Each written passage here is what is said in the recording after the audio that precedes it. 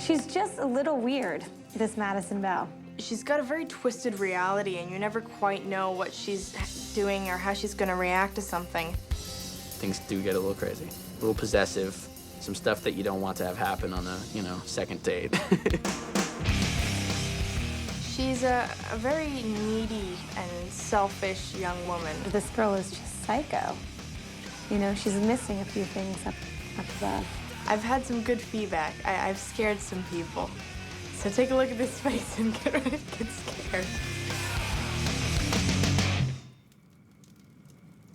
Charlie Bowl and Philip Schneider, the original writers, created, I thought, a great idea in having, like, the kind of obvious way of putting it is Fatal Attraction in a high school. That was kind of a good log line. Swimfan is a Fatal Attraction story, and it's just younger. It's for the next generation. So you want to just forget all about it, pretend like it never happened? And I learned a lot from Glenn Close's performance. She was great because she was so scary, and at the same time, she was so vulnerable.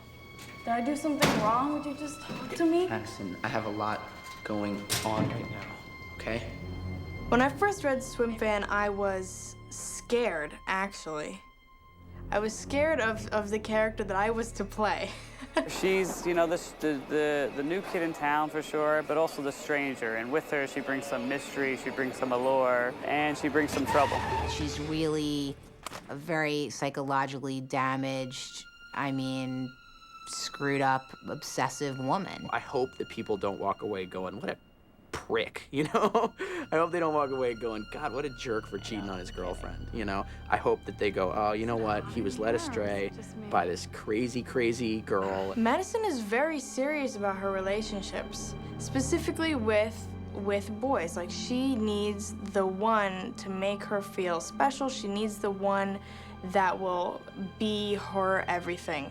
And Erica obviously could have spiraled off into some weird, psychotic kind of teen performance that I think she managed to avoid. Getting into character for Madison was interesting. It was definitely a lot of fun because I like a challenge, and we are very different people, fortunately. But the kind of anger that she experiences, I don't think I've ever experienced.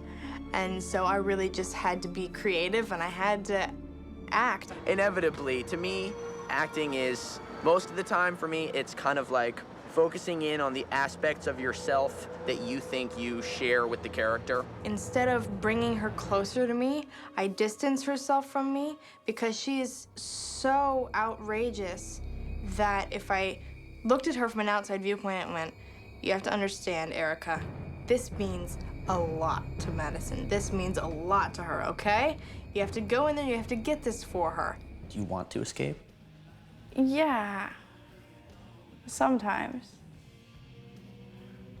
But not right now. Right now, I like where I am. Madison is very manipulative, and you often wonder if things happen to just occur or if she has arranged for them to occur. Excuse me. I can't keep this stupid thing open, and I'm late for English. Do you think you could? Yeah, I can take a look, yeah.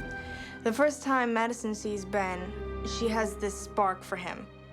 She thinks he can replace this void in her life that she has from losing her last boyfriend. And you know that the audience is, hopefully on my side. Hopefully. But they at least get it that she's coming on too strong. Of course, I already know all about him.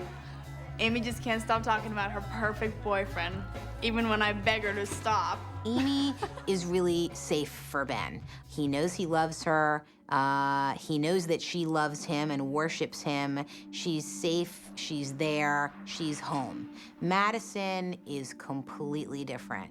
Madison is new, she's different. That's one of the reasons that we cast Erica, because she was not your sort of typical femme fatale. She was a far more interesting, dynamic, sophisticated, mysterious woman, and that's what attracts Ben to her. Careful. I can't swim. Really? Yeah. Show me how? We talked about that scene so much because we really wanted to make sure that it was enough of a seduction that you kind of almost forgive Ben.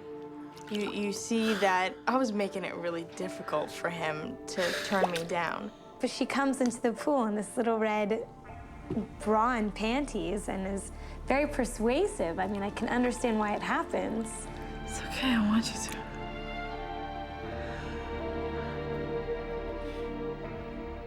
I just saw the sex scene between me and Erica.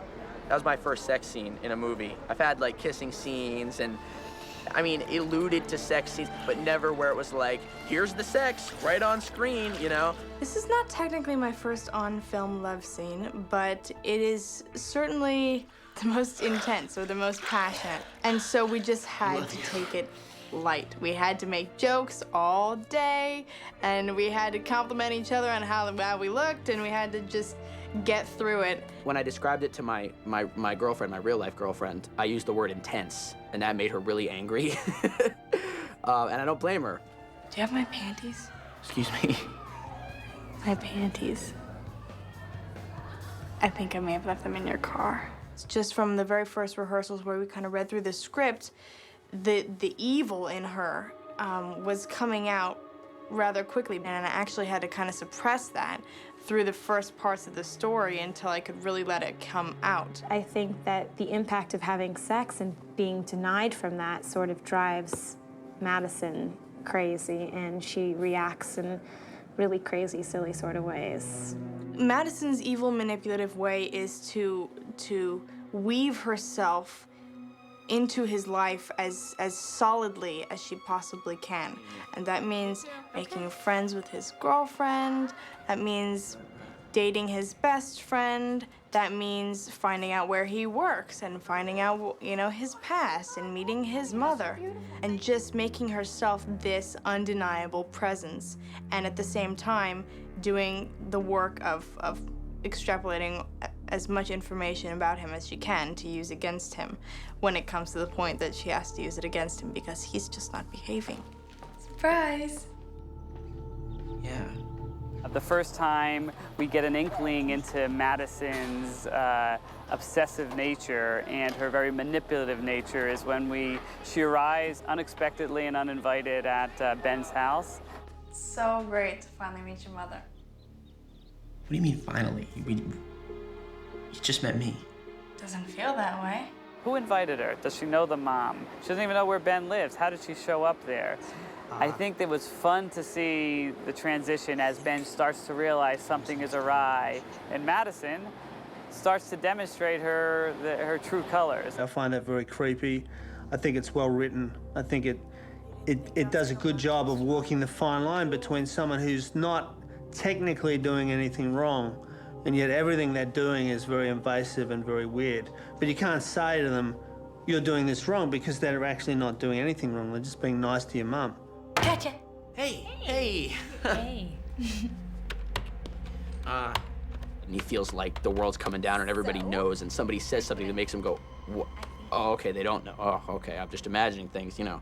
So he becomes this kind of paranoid guy, but at the same time, his paranoia is somewhat justified because ultimately Madison is out to get him. There are two sort of snaps that Madison has. The first snap is when she decides Ben is the one. And then she thinks she succeeded in getting Ben. And the second snap is when she finally gets it through her head that he will not have her. And that is the snap where all hell breaks loose and she decides, you know, if I can't have you, no one can.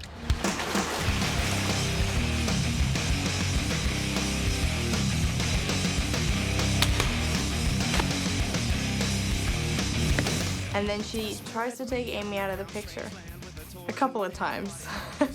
And Ben has to save her, which is wonderful. We need a damsel in distress. Amy realizes that Madison's a total nut when she runs her off the road and puts her in the hospital, and then steals her from her boyfriend's house and then handcuffs her to a chair and then kicks her 9 feet underwater. I believe that's when she's sort of getting it.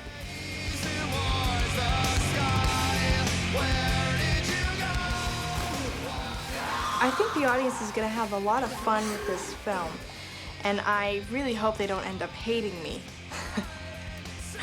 because I'm an actor, and even I have done that, where an actor does a great job as the villain, and I end up despising him, and I have to remind myself he's just a talented actor. But I'm gonna try to counteract that with roles in the future.